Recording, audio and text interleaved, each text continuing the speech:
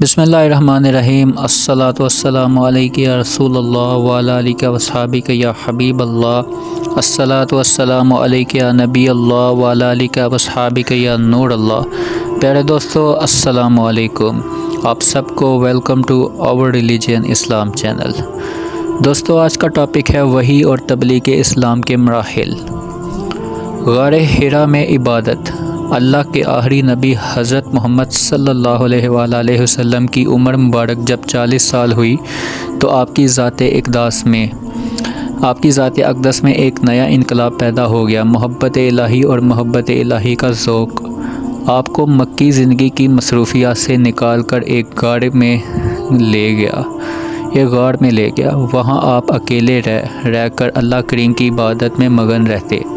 کعبہ شریف سے تھوڑی دوری پر واقع غار حرا میں کئی دنوں کا کھانا پانی لے کر تشریف لے جاتے اور غار کے پر سکون ماحول میں عبادت اور غور و فکر میں مصروف رہا کرتے۔ جب کھانا پانی ختم ہوتا تو کبھی خود گھر پر آ کر لے جاتے اور کبھی حضرت خدیجہ رضی اللہ تعالیٰ عنہا وہاں پہنچا دیا کرتی۔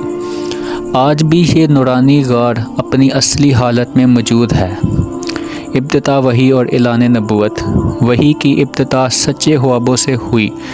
آپ رات کو نیند کی حالت میں جو خواب دیکھتے، بعد میں اس کی تعبیریوں واضح ہو جاتی۔ جیسے دن کا اجالا اور سورج کی روشنی 6 ماہ اسی طرح گزر گئے۔ رمضان کے مہینے میں جب آپ معمول کے مطابق غار حرا کی تنہائیوں میں گوشہ نشین تھے کہ ایک رات تمام فرشتوں کے سردار حضرت جبرائیل امین علیہ السلام نے رب کا پہلا روح پرور پیغام بصورت وحی آپ تک پہنچایا۔ پھر کچھ عرصہ وحی نازل ہونے کا سلسلہ بند رہا۔ کچھ عرصے بعد آپ کہیں جا رہے تھے کہ کسی نے یا محمد صلی اللہ علیہ وسلم کہا اور پکارا۔ آپ نے آسمان کی طرف نظر اٹھا کر دیکھا تو حضرت جبریل جو غار میں آئے تھے اب زمین آسمان کے درمیان ایک کرسی پر بیٹھے ہیں۔ آپ پر خوف طاری ہوا۔ آپ گھر آئے، کمبل اوڑھ کر لیٹ گئے۔ اس وقت یہ آیات کریمہ نازل ہوئی۔ یا ایھا المدثر قم فانذر وربک فکبر وثیابک فطہر والرجز فاہجر، یعنی اے بلا پوش اوڑھنے والے کھڑے ہو جاؤ، پھر ڈر سناؤ اور اپنے رب ہی کی بڑائی بولو اور اپنے کپڑے پاک رکھو اور بتوں سے دور رہو۔ اپنے رب کا یہ حکم ملتے ہی آپ نے حق کا علم بلند کرنے اور دنیا کو نور توحید سے منور کرنے کا پکا ارادہ فرما لیا۔ تبلیغ اسلام کا آغاز اور پہلا مرحلہ۔ اللہ کے آخری نبی صلی اللہ علیہ وآلہ وسلم نے سب سے پہلے خفیہ طور پر ان لوگوں کو دعوت اسلام دی جن پر آپ کو اعتماد بھی تھا اور جو آپ کے حالات سے واقف تھے۔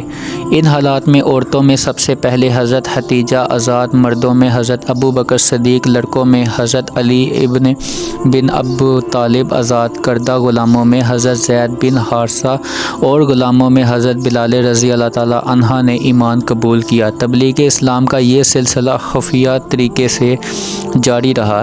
جس طرح پیاسا میٹھے اور ٹھنڈے پانی کی طرف لپکتا ہے، ایسے ہی خوش نصیب روحیں دیوانہ وار اس دعوت حق کو قبول کرنے کے لیے لپکتی۔ 3 سال کے اس عرصے میں مسلمانوں کی ایک جماعت تیار ہو گئی۔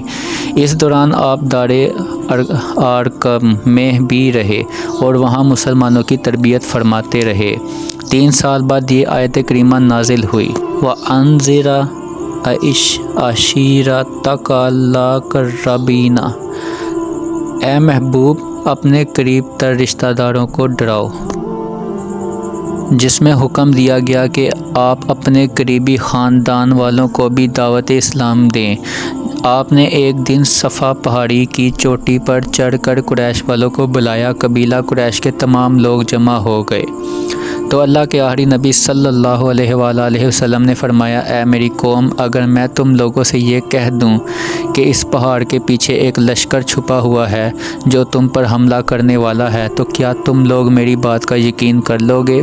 تو سب نے ایک زبان ہو کر کہا، جی ہاں۔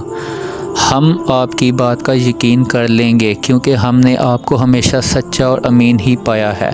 آپ نے فرمایا تو پھر میں یہ کہتا ہوں کہ تم لوگوں کو عذاب الہی سے ڈرا رہا ہوں، اور اگر تم لوگ ایمان نہ لاؤ گے تو تم پر اللہ پاک کا عذاب آئے گا۔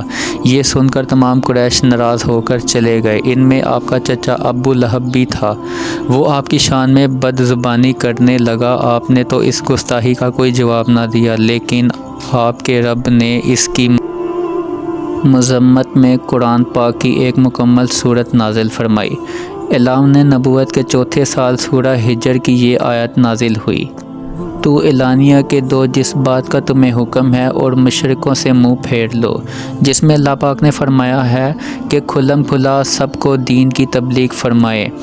اس کے بعد رسول کریم صلی اللہ علیہ وآلہ وسلم اعلانیہ طور پر دین اسلام کی تبلیغ فرمانے لگے اور شرک و بت پرستی کی کھلم کھلا برائی بیان فرمانے لگے۔ ایسے ماحول میں تمام قریش بلکہ پورا عرب آپ کی مخالف کرنے لگا۔ اللہ اکبر۔ تو دوستو، آج کی ویڈیو میں ہم نے وحی اور تبلیغ اسلام کے مراحل بیان کیے ہیں۔ حضرت محمد صلی اللہ علیہ وآلہ وسلم کی سیرت النبی ہے۔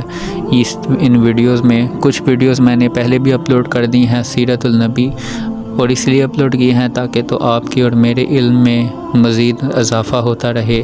تو دوستو، مزید ویڈیوز کے لیے اسی طرح ہی ہمارے چینل کو سبسکرائب کریں، اور اسی طرح آپ کو اچھی اچھی ویڈیوز ملتی رہیں گی۔ جزاک اللہ۔ اللہ آپ سب کو جزائے خیر دے۔ خدا حافظ۔ پھر ملیں گے انشاءاللہ دوسری ویڈیو پر۔